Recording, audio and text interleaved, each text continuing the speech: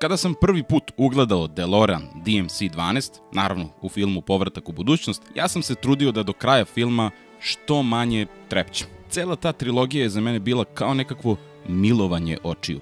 To je moj omiljeni film iz detinjstva. I pošto govorimo o predinternetskom periodu, ja sam dugi niz godina konstantno razmišljao o tome kako to da jedan ovakav automobil nije postao popularan kao Ferrari, kao Lamborghini i ostali automobili koje smo imali na posterima. A onda sam dobio pristup internetu i skapirao da postoji jedan debeli razlog zašto ovaj auto nije postao Ferrari.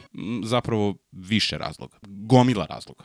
Ovo je priča o DeLoreanu DMC-12 i njegovom kreatoru Johnu DeLoreanu.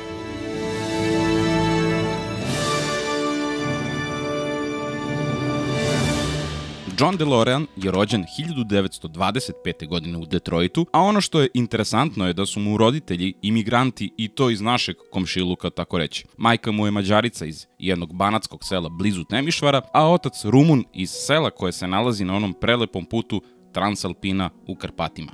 Međutim, John je bio jedan od 4 dece i nisu imali baš jednostavno detinjstvo. Otac mu je bio alkoholičar i nasilnik i John je jedva čekao da pobegne na studije i tako je upisao mašinski fakultet. Nakratko je prekinuo studiranje jer je mobilizovan pred kraj Drugog svetskog rata, ali je imao sreće da se rat završio pre nego što je stigao do fronta i potom završava fakultet pa upisuje Chryslerov master za automobilskog inženjera. Potom završava još jedan master za biznis administraciju, tako da je on zaista jedan prilično obrazovan čovjek. Istovremeno dok je studirao, radio je kao prodavac osiguranja, također radio je i u Chrysleru na postdiplomskoj praksi, a nakon toga odlazi u Packard i to na poziciju inženjera razvoja i kasnije šefa odeljenja za istraživanje i razvoj transmisija. Tu je stvarno pokazao da je ozbiljan inženjer, jer stvarno je unapredio automatski menjač koji je mnogo mekše i efikasnije menjao brzine uz pomoć njegovog torque konvertera. Naravno, to je Packard odmah patentirao i tako je John već sa 25 godina imao svoj prvi patent.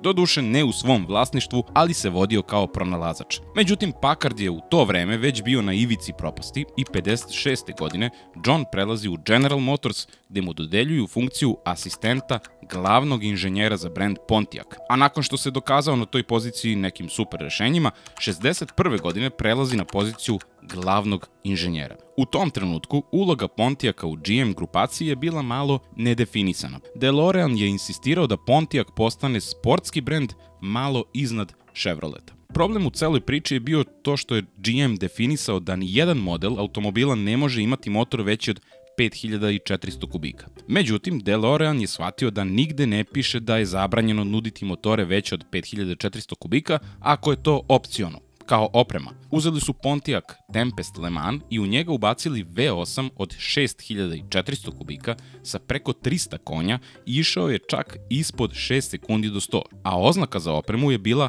GTO, što su malo pozajmili od Ferrarija. Plan je bio da naprave samo 5000 komada, međutim prodaja je eksplodirala i prodato je preko 32.000 te godine i par godina kasnije GTO postaje zaseban model. E sad, zašto je ovo toliko bitno? Pa zato što je po mišljenju mnogih upravo ovaj automobil prvi muscle car. Međutim, oni koji mu osporavaju tu titulu kažu da bi on morao biti zaseban model, a ne paket opreme i da je iz tog razloga Ford Mustang zapravo prvi muscle car. Ali eto, to prepuštam vama da sami procenite. A ako planirate da kupite neki muscle car novijeg datuma, kao što je recimo ovaj Mustang 6. generacije, dobro obratite pažnju, jer to je jedan od automobila koji najčešće učestvuju u saobraćajnim nesrećama. Kada biste krenuli da ih proveravate na Car Verticalu, od 10 njih ja mislim da bi možda našli 2 koji nisu bili makar čukani, jer auto je jako težak za vožnju većini ljudi. Ovaj primjerak konkretno dolazi iz Belgije, tamo je bio na oglasima kod jednog prodavca koji preprodaje isključivo slupane automobile. I tako su fotografije sa oglasa završile u Car Vertical bazi. Tu su i detaljni zapisi o kilometraži, tako da koristite promo kod TurboPrice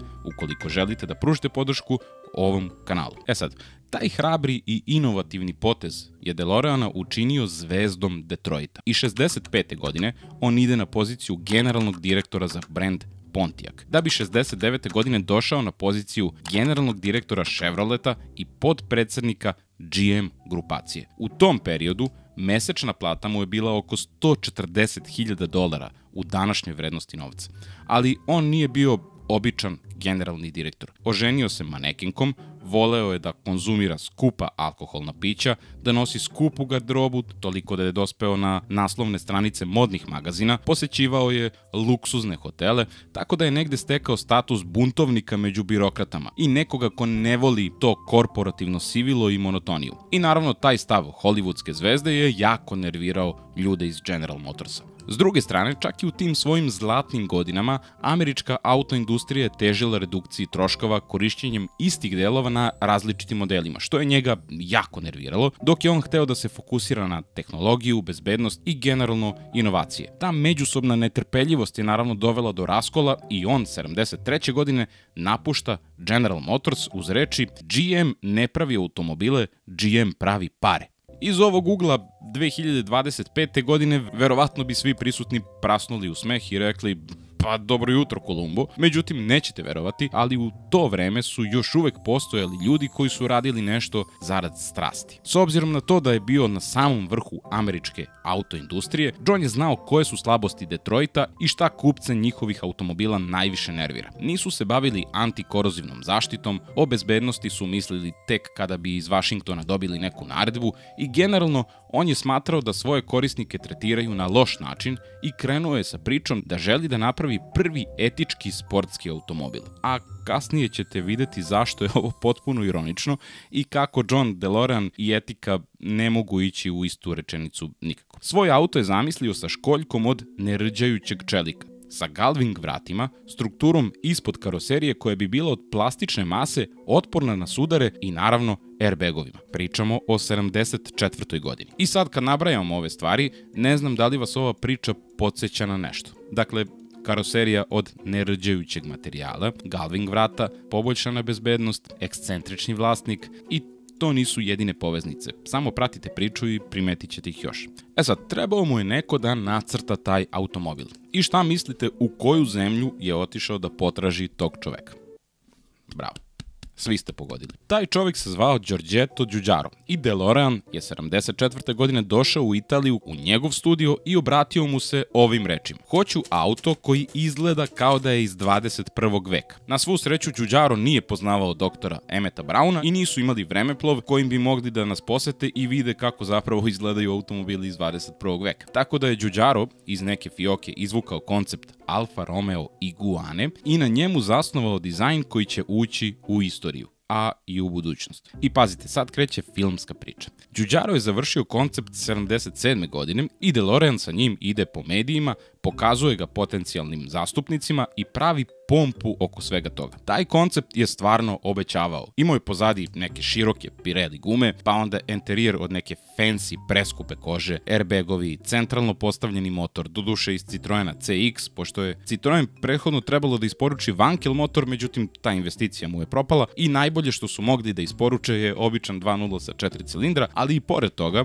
auto je stvarno izgledao jako dobro. Sad, trebalo je naći fabriku koja će to da proizvodi. U Americi nije hteo ni da pokušava, jer detroitski lobi je bio spreman da ga uništi i zato je krenuo da juri vlade zemalja koje će otvaranjem nove fabrike smanjiti nezaposlenost. Prvo je probao u Porto Riku, ali oni tamo nisu imali novca za investiciju, međutim vlada Velike Britanije je tih godina bila u ozbiljnom problemu širom zemlje, ali posebno u Severnoj Irskoj, sa sukobima između katolika i protestanata. I zato su bili zainteresovani da otvore fabriku kako bi malo primirili narod i dali im neku nadu za budućnost. Dogovor koji su napravili je bio potpuno sumanut. Na svaku funtu koju bi DeLorean uložio, Britanija bi dala 100 funti. Dakle, oni su uložili 55 miliona, a John DeLorean 550.000. I to vam samo govori koliko su Britanci bili očajni u tom trenutku, jer kao smatrali su da će stabilni prihodi ujediniti zavađene strane. Sad, fabrika je počela da se gradi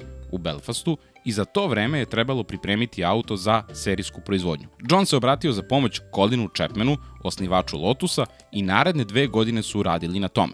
Zbog loše finansijske situacije, jedno po jedno od onih silnih obećanja koje je DeLorean davao su otpadala.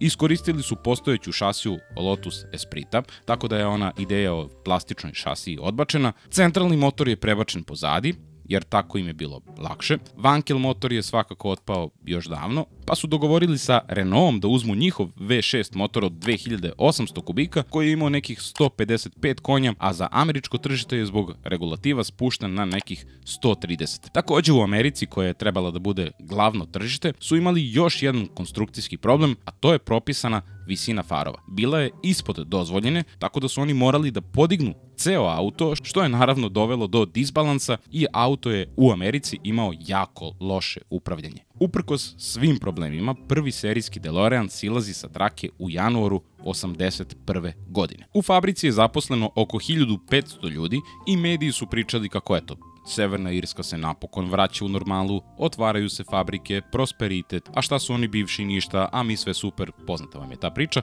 Međutim, ono što nisu pričali je da se radnici koji su zaposleni u toj fabrici razumeju u autoindustriju isto koliko se ja razumem u viklere za kosu. Jer pazite, većini je to bio prvi posao posle mnogo godina ili prvi posao uopšte. U avgustu 1981. godine stiže prva isporuka za Ameriku, prilikom koje su apsolutno svi, od par stotina primjeraka, morali biti potpuno rastavljeni i ponovo sastavljeni. Tamo se DMC-12 prodavao po ceni od $25.000, što je bilo duplo više od najavljene cene, što je ujedno još jedan moment gde treba da imate one fleševe.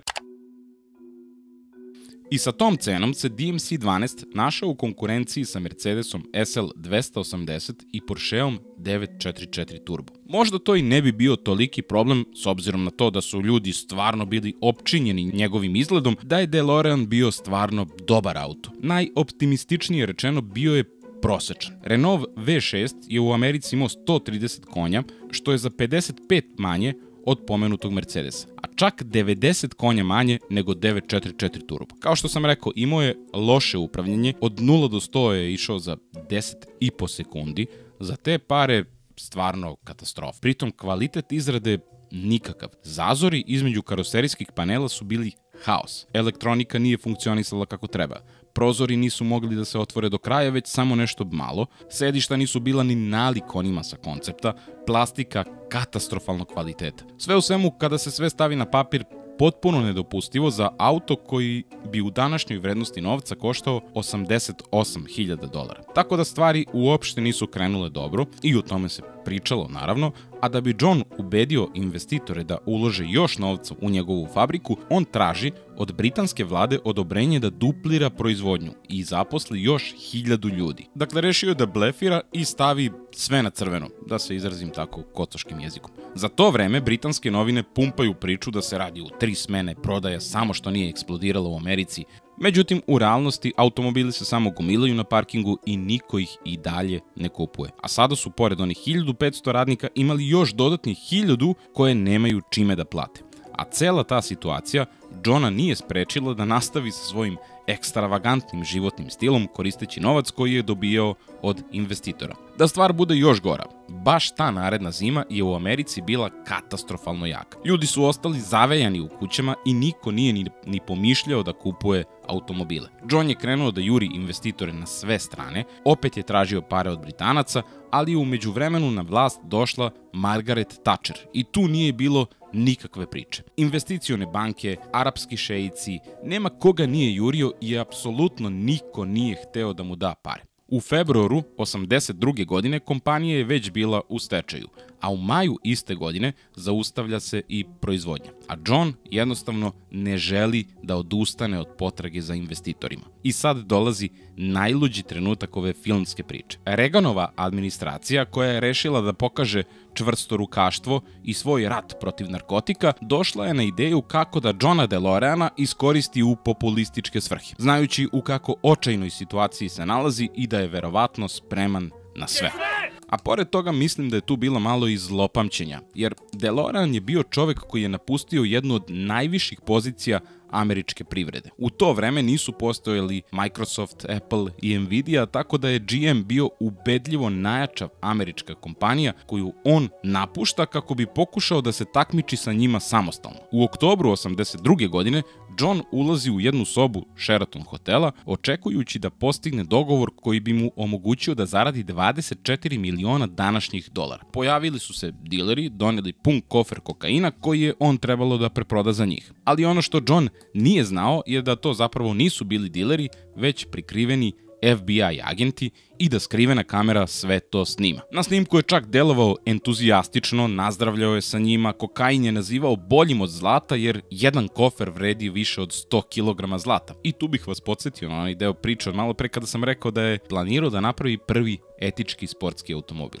Par minuta kasnije u sobu ulaze još 2 agenta i stavljaju DeLoreanu lisice na ruke. Naravno, snimak je počeo da cirkuliše u javnosti, a njegov ugled se srozao na nulu. Da stvar bude čudnija, samo par sati pre nego što će biti uhapšen, britanska vlada je objavila informaciju da kreće sa zatvaranjem fabrike jer nisu uspeli da pronađu investitora. Da li je slučajnost ili ne, ne znam, ali eto. Nakon meseci sudske borbe, DeLorean je oslobođen krivice. Njegovi advokati su ga branili argumentom da je cela situacija bila klopka i da on nije znao o kakvom poslu će pregovarati pre nego što je došao tu. Predstavili su ga kao čoveka koji je iz očaja pristao na takav potez kako bi prehranio gladne porodice Severne Irske, a da je FBI u toj priči grupa karijerista koji su znali šta treba da rade da bi očajnog čoveka naveli na sumnjivi dogovor. I porota ga je oslobodila. 1983. godine napravljeno je poslednjih nekoliko primeraka ovog automobila,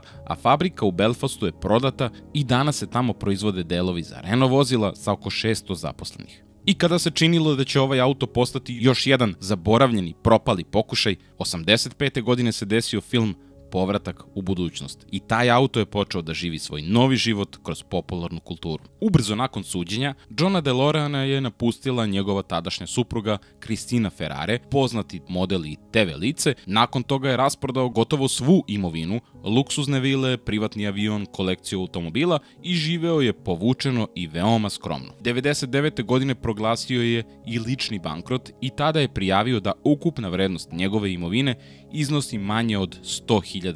Radio je na nekim patentima vezano za autoindustriju i 2005. godine je preminuo u 80. godini. Međutim, postavlja se pitanje kako je moguće da je 30 godina kasnije jedan drugi američki ekscentrični biznismen uspeo da progura potpuno novi brend koji nekako dosta podsjeća na DeLoreanovu zamisao. Pa ako mene pitate, to hapšenje i nameštanje od strane FBI-a nije samo imalo za cilj populizam, već je to bila vrlo jasna poruka svim preduzetnicima koji žele da u Americi naprave nešto veliko. Ako hoćeš da napraviš nešto mimo nas, završit ćeš ovako. Možeš i da pušiš travu kod Joe Rogana u podcastu, možeš da se ponašaš kako god ti je volja, ali nas iz te priče ne možeš nikako isključiti i to je negde ključna razlika između ove dve priče. I za kraj imam jednu veliku vez za vas, dakle ovaj put vas neću pozivati da me častite kafom i sve ostalo što ide uz to, već bih voleo da vas obavestim da sam pokrenuo